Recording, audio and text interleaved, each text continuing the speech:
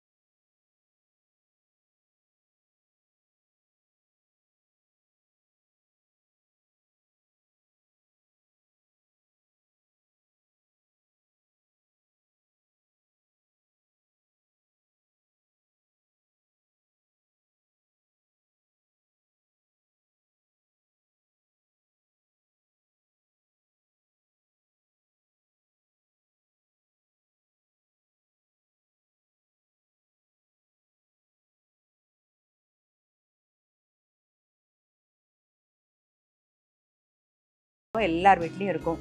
எந்த காய்கறி வேணாலும் போட்டுக்கலாம். இன்னைக்கு நம்ம கோஸ் மட்டும் தான் போட்டிருக்கோம். வெங்காயம் கூட அவசியமே கிடையாது. அது மட்டும் பச்சை மிளகாய், இஞ்சி, பூண்டு இவ்வளவுதான். எல்லாமே இருக்கிற இன்கிரீடியன்ட் தான். ரொம்ப சிம்பிள், ஈஸியா பண்ணிடலாம்.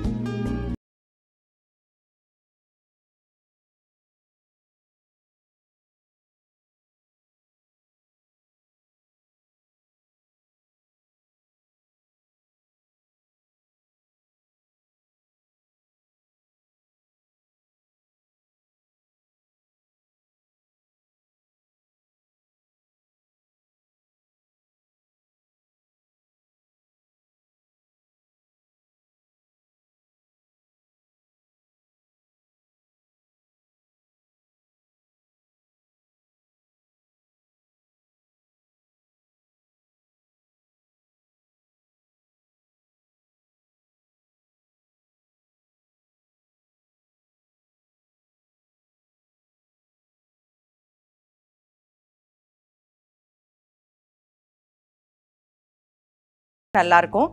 பசங்களுக்கும் ரொம்பவே பிடிக்கும்.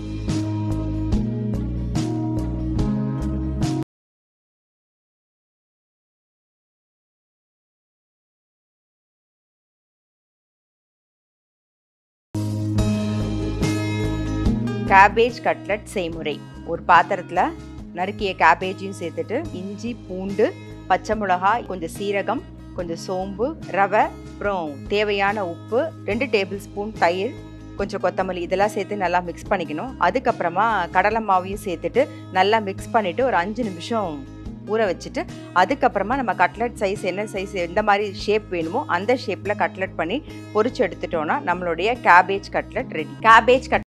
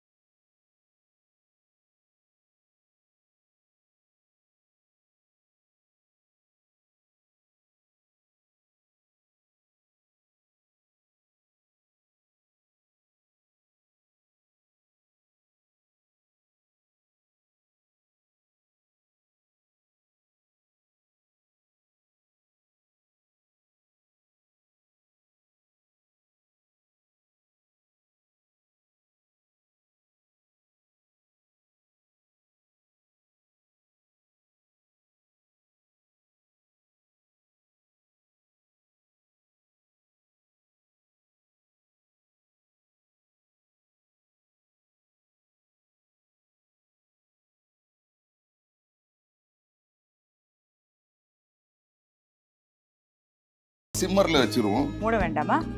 லைட்டா மூடிக்கலாம், ஃபுல் மூட வேண்டாம். சரி. ரப்பர் கேஸ்கெட் போட வேண்டாம். நம்ம ரைஸ்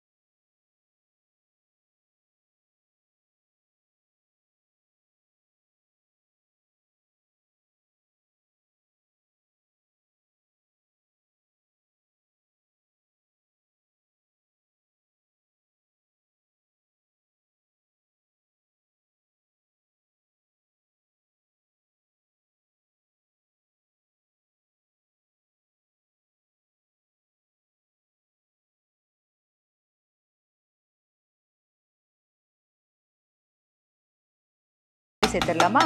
இந்த பக்குவத்தில் நான் இங்கே ரெடியாக அரைச்சி எடுத்து வந்திருக்கேன். இது உங்கள் இஷ்டம் போல் சேர்த்துக்கலாம். 1 2 அதிகமாக தக்காளி போட்டால் ஃப்ளேவர் கொஞ்சம் ஸ்வீட் அண்ட் புளிப்பாக இருக்கும். கம்மியாக போட்டி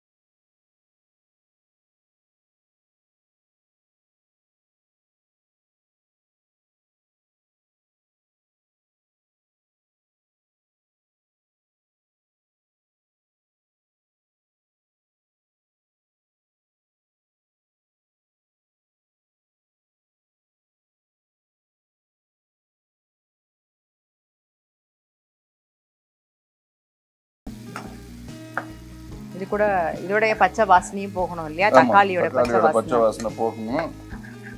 அது நல்லா கலந்து ஒரு குழம்பு மாதிரியே வரும். ஓகே. இந்த நேரத்தில் வந்து உப்பு அப்படிங்கிறது பாயிலிங் பாயிண்ட்டை அதிகரிக்குது. ஒரு ஐட்டம் ஒரு 200 டிகிரியில் பாயில் ஆகும், உப்பு போட்டிங்கன்னா 250 பாயில் ஆகும். ஸோ முதல்ல நம்ம இதில் ஒரு உப்பை கொஞ்சம் சேர்த்து போட்டிங்கன்னா குக்கிங் டெம்பரேச்சர் இன்க்ரீஸ் ஆகுது. அப்போ அங்கே பாதி உப்பு போட்டுட்டோம், அதனால எங்கன்னா மீதி உப்பு மட்டும் போட்டுக்கிறேன். அகைன் உங்கள் வீட்டில் எப்படி உப்பு சௌரியமோ அதுபடி நீங்கள் சேர்த்துக்கலாம். இப்போ தக்காளி வெங்காயம் எல்லாம் நல்லா வதங்கி எண்ணெய் பிரிஞ்சிருது. இது வரைக்கும் நீங்கள் பார்த்ததெல்லாம் வந்து நார்மல் ஐட்டம்ஸ். ரைஸு, தக்காளி, இஞ்சி, பூண்டு. இப்போ இந்த கிண்ணத்தில் இருக்கிறது தான் நம்ம உணவை வந்து உணவே மருந்து அப்படின்னு ஆக்கக்கூடியது. இதுக்கு பேர் மணமூட்டிகள். நம்ம காமனாக மசாலான்னு சொல்கிறோம். ஏன்னா அதில் வர வெங்காயம் இஞ்சிலாம் ஆலியா சேர்க்காம மசாலா ஆகிடுறது. அம்மியில் அரைச்சாதான் மசாலா. இது மணமூட்டிகள். இது இமயமலைக்கு தெற்கு பக்கமான பாரத கண்டத்துக்கு மட்டுமே உள்ள ஒரு ரகசியம். இந்த மணமூட்டிகள் தான் சேச்சுரேட்டட் ஃபேட்ல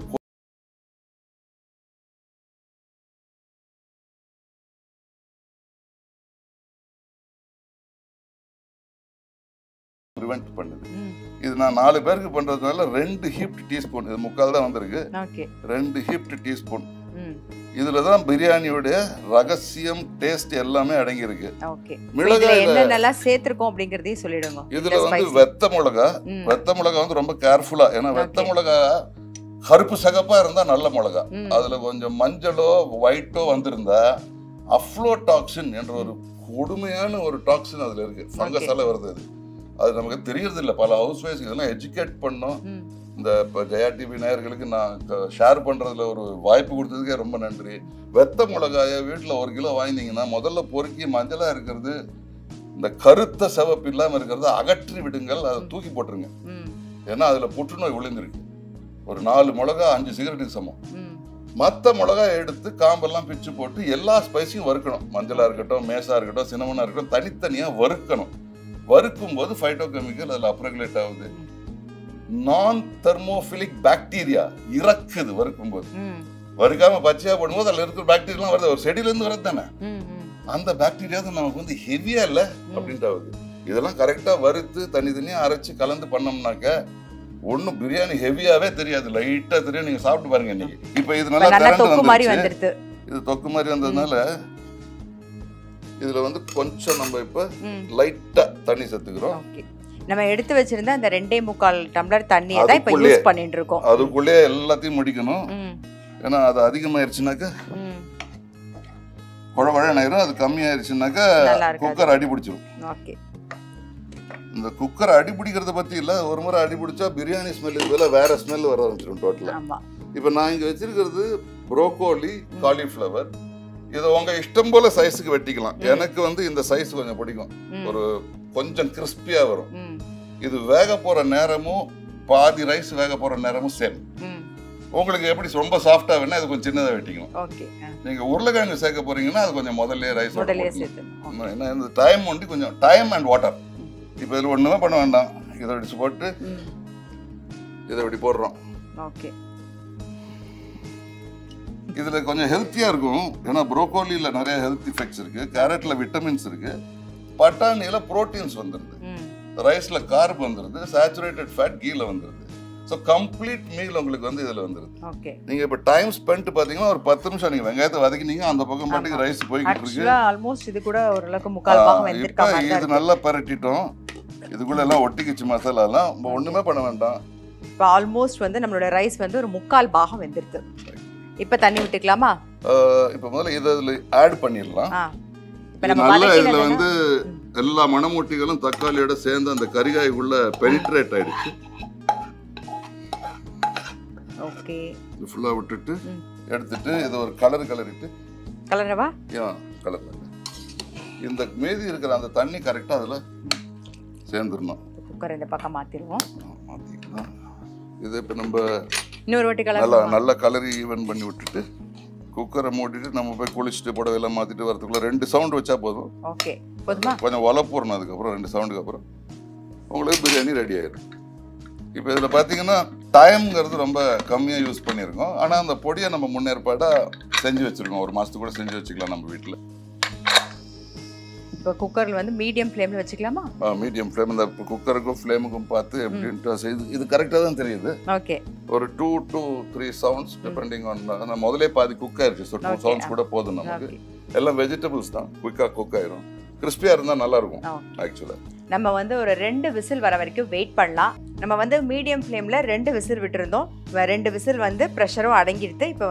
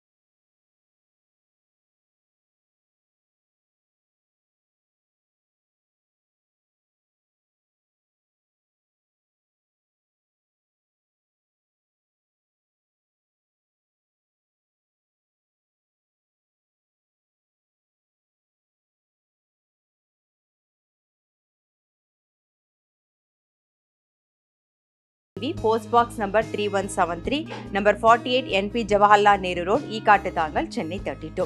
கீழே வர வாட்ஸ்அப் நம்பருக்கும் நீங்கள் வந்து வாட்ஸ்அப் பண்ணலாம். என்ன ஆன்சர் அப்படிங்கிறத கரெக்டாக எழுதி அனுப்புங்க. அப்படி கரெக்டாக எழுதி அனுப்புறவங்கலேருந்து ஒருத்தரை தேர்ந்தெடுத்து அப்பவரணம் வழங்கும் அழகான சாரி பரிசா காத்துட்ருக்கு. அது மட்டும் இல்லை, லைஃப் ஸ்பைஸ் வழங்கும் கிஃப்ட் ஆம்பர் 2 பேருக்கு காத்துட்ருக்கு. ஸோ மிஸ் பண்ணாமல் உடனே எழுதி அனுப்புங்க. இந்த வாரத்துக்கான பரிசினை